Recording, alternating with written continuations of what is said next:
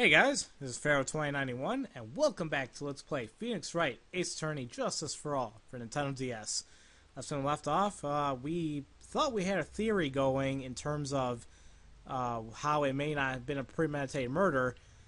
However, no, that is not the case. Supposedly, our theory went down the crapper. And, well, it looked like the verdict was about to be passed, but Edgeworth stopped it, and he's like, no, I got another witness. We can't let that one slide. So, yeah, now we have to listen to Miss Wendy Oldbag. This is going to be interesting. Alright, just took a quick swig of my water there. Let's get started. Anyway, after the ceremony, I went to pace around the hallway in front of his room. There was something I thought interesting. I was interested in finding out, you know. Well, since I was on a job, I made sure to keep a good eye out the whole time. That's when someone showed up. There was a man coming out of poor Juan's room. It was on guard. Man on guard. He was trying to sneak his way out of Juan's room. Huh. So Mr. On Guard came out from the victim's room. See? It has to be him. He's the murderer. I see. Well, Mr. Wright, you may begin your cross-examination. Oh, excuse me. Well, I'm not really sure if I can present anything at the moment. However, once again, some of their statements are kind of vague. But the one I want to really press on was, here we go. Someone coming out of his room, and she clearly says it's man on guard. But I want to know why she's so sure it was him. There's always a reason behind it. You saw my client. Are you sure about that? Yes-y. Yes-y. Really? Annoying brat, when I say I saw someone, I saw that person! How do I get a sense of deja vu here? To avoid a mess like last year, I should delve into this further. So, yeah, this kind of did happen last year, remember? She said she saw him, but it wasn't really them. And it's kind of for the same reason. Not the face, not the carrying, but the clothes. Please tell the court about the man's clothes in more detail. What a troublesome man you are. Really, as if something like that matters. But it does. Oh, what was it? Oh yes, it was that thing. What thing? That gaudy thing he's always wearing, that racing jacket. Excuse me, guys. I haven't been really feeling well this past week ever since I finished up my finals, so I don't know, I guess I got sick, but I'll be fine. That racing jacket of his. Oh yeah, he had an 80s looking thing, the popped up collar. Oh, he was wearing that one. He was wearing that in the detention center too. That thing's meant for nothing but seducing women out of their pantaloons. Men. Right. So, Mr. Wright, was this testimony just not important or relevant in any way? Well, yeah, actually, I think it is very important. Of course it was important, Your Honor. Then perhaps you would like to point out what part of that testimony was important. Don't you see it, Edgeworth? Your Honor, I request that the witness said about that jacket be appended to her testimony. I don't quite see where you're going with this, but alright. Witness, please. Ah, well, I don't like to badmouth anyone without reason, but if I must... He was wearing his flashy racing jacket. Honestly, it's all just for show. Okay. So, she claims that he was wearing that racing jacket coming out of Juan's room, I'm assuming right after murder. However, we have a piece of testimony that we just got, a piece of evidence, should I say, that there was a bloodied button.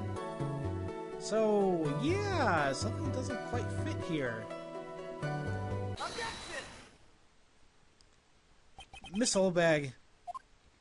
What? Don't say my name for no reason. Do you know what this is? No, it's button number 2 on Jam Ninja's costume! Now that I know she's an obsessed fan, she identified him in a single glance. Give it here! Give it here! If you don't give it to me, I'll punish you with this! That's really gonna hurt me, lady. Wow, she really is a die-hard fan to want a button covered in blood. This button was discovered on Mr. On Guard's body during a full-body search. See? See? This button proves beyond a shadow of a doubt it was that rascal on guard. I almost said racial. For whatever reason. It was caught up in the pleats of the Nickel Samurai's Hakama pants. See? See? And then guard is a Nickel Samurai! Witness! Now, it may just be me, I do have an active imagination, but just now, didn't you say the defendant, Matt on guard, was wearing his usual racing jacket? I'm so sorry. Sorry that you judge people based on what they wear. If I wore the trendiest dress, maybe... Oh god, here we go.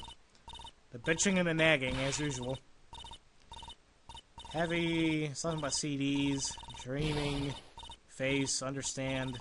I'm only reading words here. Oh my god, this is going on for the longest time. Poo. So word poo. Now hold your tongue still there for 1 second. So, what you saw, in actuality, was not Mr. On Guard, the man, but Mr. On Guard, the Nickel Samurai? But when you think about it... Well, wait, didn't something like this happen before? They're really one and the same anyway!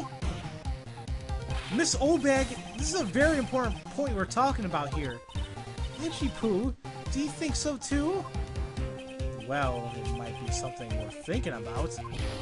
Just say it's important and great for me for a change. Witness, think carefully, and try to remember as much as you can prove before you testify. Alright, if you insist. It should be one... I should be the one sighing, not you. Oh, I love water. Okay. Who I saw.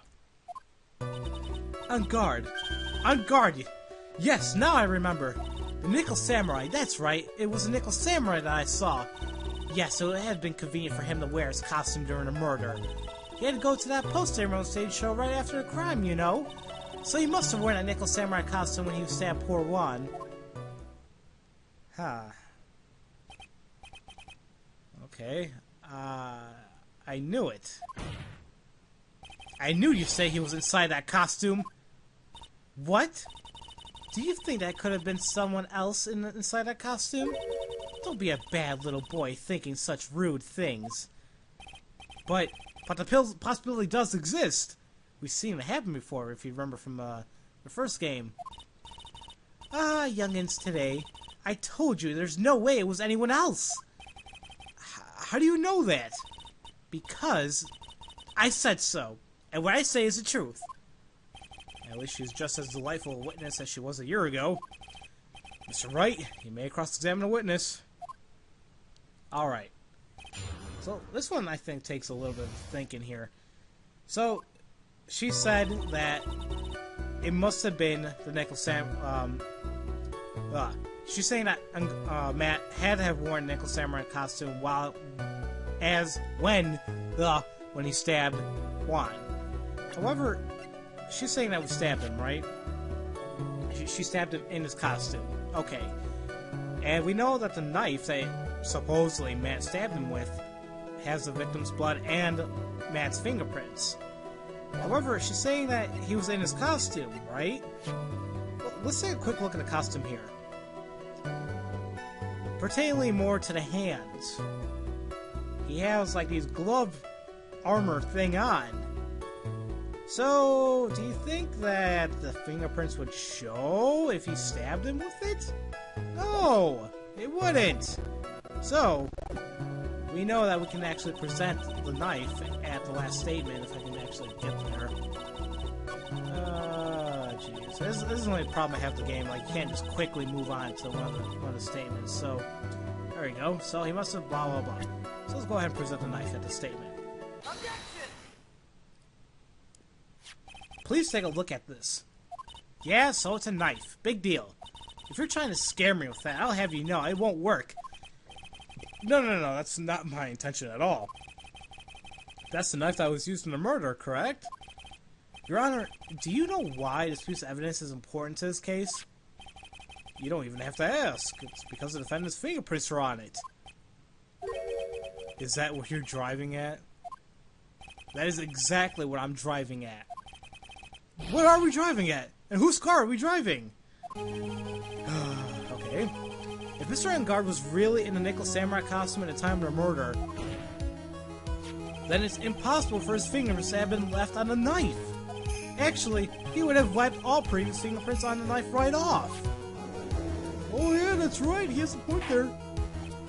Oh, that's right. Nickel Samurai wears gloves, doesn't he? He probably took his gloves off before he began the stabbing. And why would he do something like that? To leave his prints on a murder weapon? There's no way he would do something like that. However, there's only one possibility. And now let's hear your possibility. It's very simple. The defendant went to the victim's room while in costume as a Nickel Samurai. At that time, the defendant had no intent to murder. He was probably just going to relax and talk to the victim about the stage show. Which is why he took his gloves off. But the murder still did take place. It's well known the defendant and the victim had bad blood between them. Yes, I have heard of that.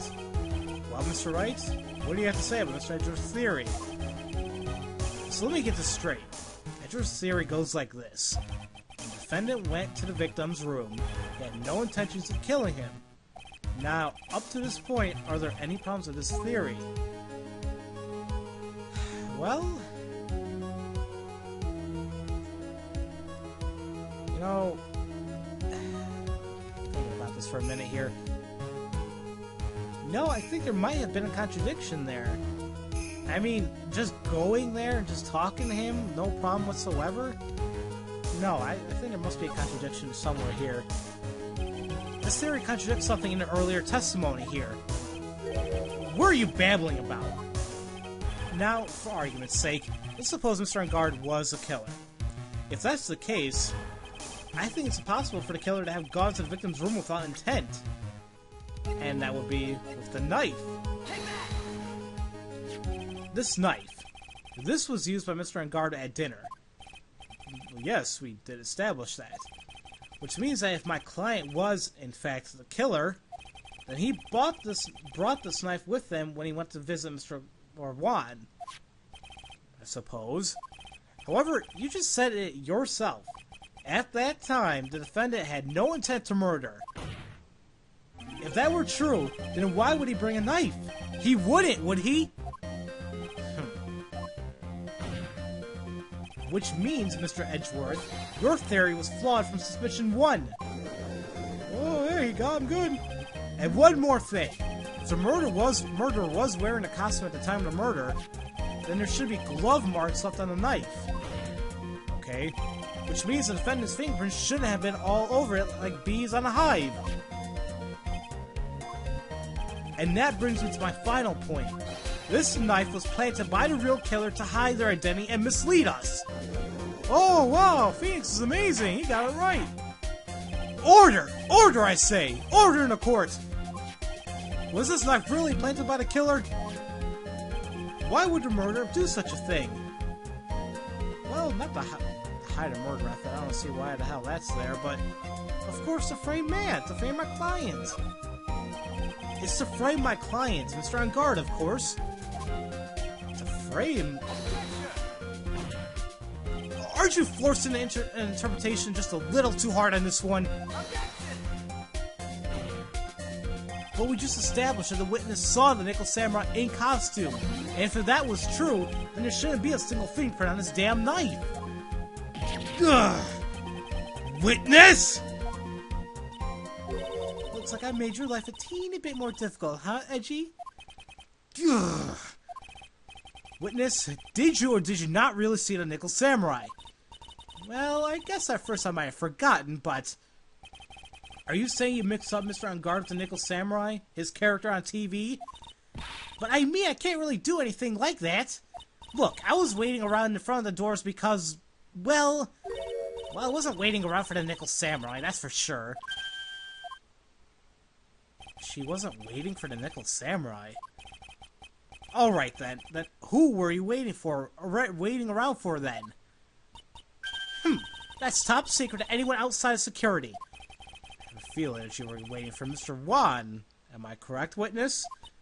The way you think, you are a sad amateur with a terrible case of nearsightedness. Amateur? Me? What am I amateur of? So Oldbag was waiting around in front of the victim's room. But it doesn't sound like she was waiting to catch a glimpse of Wan. Maybe Phoenix? Maybe the Oldbag was waiting around for that person. If it's who I think Mia's hinting at, it's certainly possible. Miss Oldbag, you were waiting for this person to come out of the victim's room, weren't you? The person that we know that she might have been waiting for is... I'll go ahead and present it right now since I'll stop it soon. Her! Who is this person? This is Adrian Andrews, Mr. On Guard's manager. But why would the defendant's manager be in the victim's room? Seems like this is the latest rumor in circulation, Your Honor. Oh, this is... Well, this is a... Ah, I see. The judge seems to be really into that article, if it can be called such a thing. Then this manager would be the initials AA. Are you saying it's Adrian Andrews? Without a doubt, witnesses thought so as well. Looks like he found me out. Well, that's fine. I can throw away this whole sworn to confidentially stuff. Witness? What in the world are you? Watch out, Phoenix. I've got a bad feeling about this. A very bad feeling. I got some information. Some very secret information from a certain source. So that's why I was doing my own little investigation. In secret, of course. But what for? Oh, just for myself. Personal reasons and all that. Well, Mr. Edgeworth, how will you proceed from here? I really don't want to do this. However, I cannot simply let this one slide. I see. Very well then. Witness, please testify about the secret information. Get ready. This is going to take the wind out of you youngins. I'm sure we're all capable of handling this. Really. It's not like we're 10 years old. Alright, guys. So next time, we're going to find out, we're going to hear her testimony, and, well, we'll see where it takes us. And, yeah, we'll just take it from there. So, as usual, thank you all for watching, and I'll see you guys next time for Let's Play Phoenix Wright Ace Attorney Justice for All for Nintendo DS. I'll see you guys later.